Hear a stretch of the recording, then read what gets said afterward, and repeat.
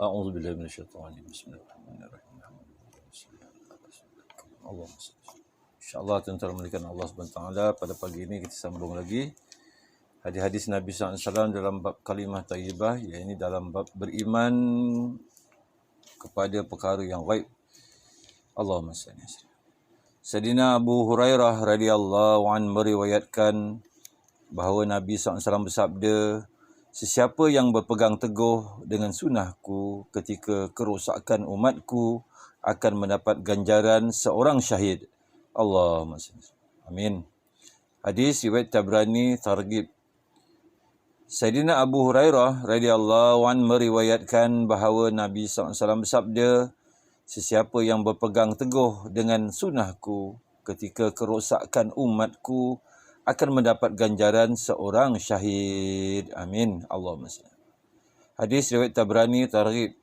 Hazrat Imam Malik bin Anas radhiyallahu an berkata bahawa riwayat ini telah sampai kepada saya bahawa Rasulullah sallallahu alaihi wasallam sabda, aku tinggalkan kepada kamu dua perkara, pasti kamu tidak akan sesat selagi kamu berpegang teguh dengan kedua-duanya, iaitu kitab Allah Subhanahu wa taala dan sunnah nabinya sallallahu alaihi wasallam.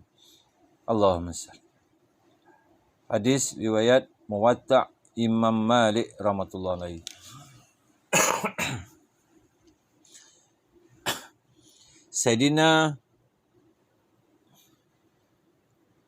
Sayyidina Irbad bin Sa'riyah radhiyallahu an berkata bahawa pada satu hari Rasulullah SAW telah memberi nasihat yang mendalam kepada kami sehingga kami bercucuran air mata dan hati-hati kami menjadi takut. Seorang lelaki berkata, sesungguhnya ini adalah nasihat terakhir. Apakah pesanan Tuan kepada kami, wahai Rasulullah? Baginda sallallahu alaihi wasallam bersabda, aku menasihatkan kamu supaya bertakwa kepada Allah SWT, mendengar dan mentaati, iaitu perintah ketua, walaupun dia seorang hamba sahaya berbangsa Habsyi. Kerana sungguhnya sesiapa yang masih hidup selepasku pasti akan melihat perselisihan yang banyak. Jauhkan diri kamu daripada mewujudkan perkara-perkara yang baru dalam agama, kerana setiap perkara yang baru itu sesat. Maka sesiapa yang berada pada masa tersebut hendaklah berpegang teguh dengan sunnahku dan sunnah Khulafa Rashidin yang telah mendapat petunjuk. Allahumma salli. Hadis riwayat Tirmizi.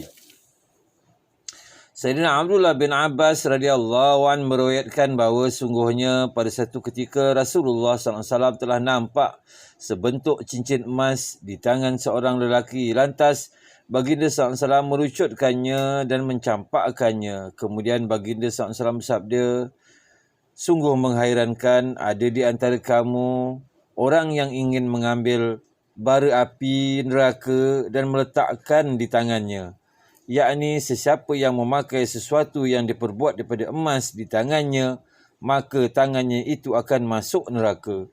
Selepas Nabi SAW beredar, ada orang mengatakan kepada lelaki tersebut, ambillah kembali cincin kamu dan ambillah manfaat daripadanya, yakni dengan menjual atau menghadiahkan kepada sesiapa. Beliau menjawab, tidak. Demi Allah, aku tidak akan mengambilnya kembali kerana Rasulullah SAW telah mencampakkannya. Allahumma salli. Hadis riwayat Muslim. Sayyidatina Zainab radhiyallahu anha berkata, saya masuk bertemu Ummu Habibah radhiyallahu anha, isteri Nabi SAW, ketika bapanya yakni Abu Sufyan bin Harb radhiyallahu an meninggal dunia. Ummu Habibah radhiyallahu anha meminta minyak wangi khalu atau campuran lain yang agak kekuningan. Lantas beliau menyapukan minyak wangi itu kepada seorang hamba sahaya perempuan dan kemudian beliau menyapu kedua-dua pipinya. Kemudian beliau berkata, demi Allah, sebenarnya saya tidak berhajat kepada menggunakan minyak wangi.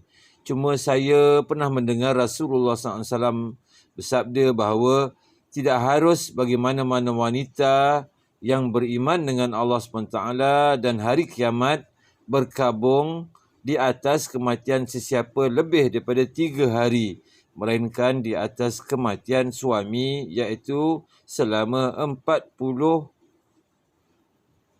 bulan 10 hari. Masya Allah. Hadis riwayat Bukhari. Allah. Jadi Alhamdulillah tuan-tuan yang dimuliakan Allah SWT. Mudah-mudahan Allah SWT kurniakan kita taufik dan hidayah. Apa yang kita dengar ni dapat kita amalkan dan sampaikan, insya-Allah. Kita tutup dengan tasbih kifarah. Subhanallah wa bihamdih, subhanakallah wa bihamdika, asyhadu an la ilaha illa anta, astaghfiruka wa atubu.